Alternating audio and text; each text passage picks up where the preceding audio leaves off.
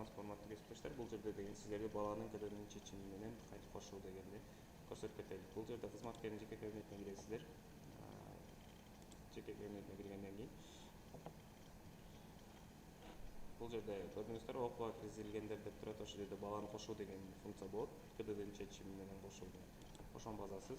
Баскандан кийин баланын атасы кимиси болосуз. Ким мисалы сиздерге атасы көтөрүп койсо, атасынын атынан толтурасыз. КДНын чечими. Бул жерде кандай документтер, КДНын чечиминин документтери бар болсо, ошону тандайсыздар. Фамилиясы,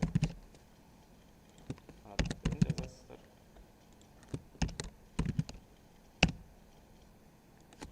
Бул жерде туулган жылын тандайсыңар. Мисалы канчанчы жылкы бала келип, ата энеси 89 жыл болсо, 16-августу тандайсыңар. Бул жерде номер телефонун жазасыңар. Электрондук почтасын жазасыңар.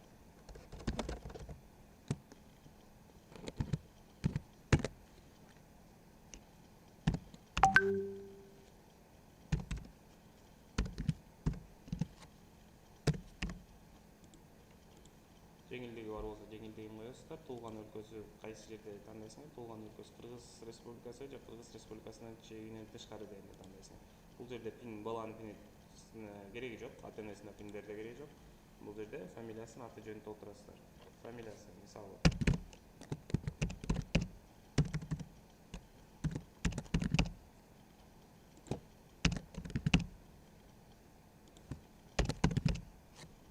баланын туулган жылында тандайсыңар.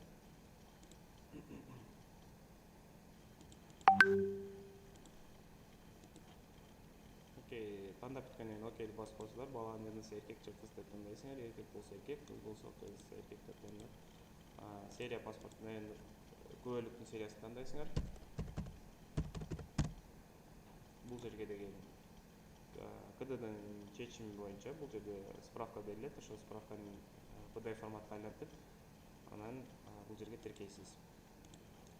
Тиркелип, окутуу тилин тандайсыңар. Эгер орун бар болсо, бош орун жок болуп калса, анда каттай албайсыз. Эгер бош орун бар болсо, анда катташ керексиз. Бош орун жок болуп калган учурда, эгер ушул мектепке катташ керек болсо, анда районо Министерство образованияга кайрылат. Министерство образования кошуп берет, квота кошуп берет. Бул жерде түзүм базасы, ошол менен бала кошулуп калат.